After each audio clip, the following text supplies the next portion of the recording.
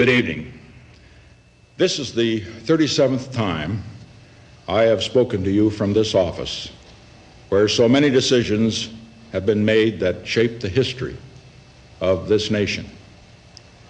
Each time I have done so to discuss with you some matter that I believe affected the national interest.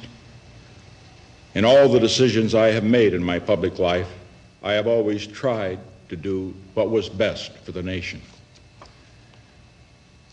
Throughout the long and difficult period of Watergate, I have felt it was my duty to persevere, to make every possible effort to complete the term of office to which you elected me.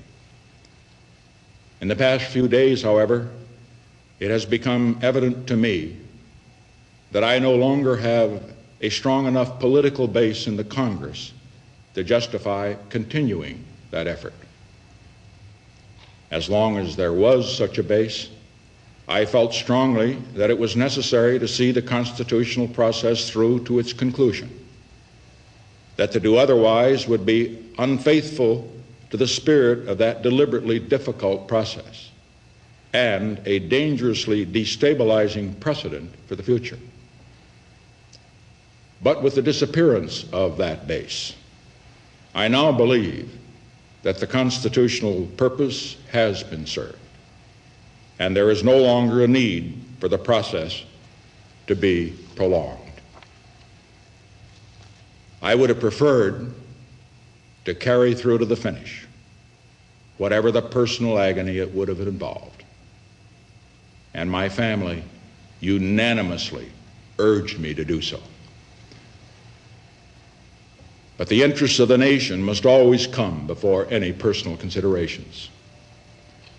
From the discussions I have had with congressional and other leaders, I have concluded that because of the Watergate matter, I might not have the support of the Congress that I would consider necessary to back the very difficult decisions and carry out the duties of this office in the way the interests of the nation will require. I have never been a quitter. To leave office before my term is completed is abhorrent to every instinct in my body. But as president, I must put the interests of America first. America needs a full-time president and a full-time Congress, particularly at this time with problems we face at home and abroad. To continue to fight through the months ahead for my personal vindication would almost totally absorb the time and attention of both the President and the Congress in a period when our entire focus should be on the great issues of peace abroad and prosperity without inflation at home. Therefore, I shall resign the presidency effective at noon tomorrow.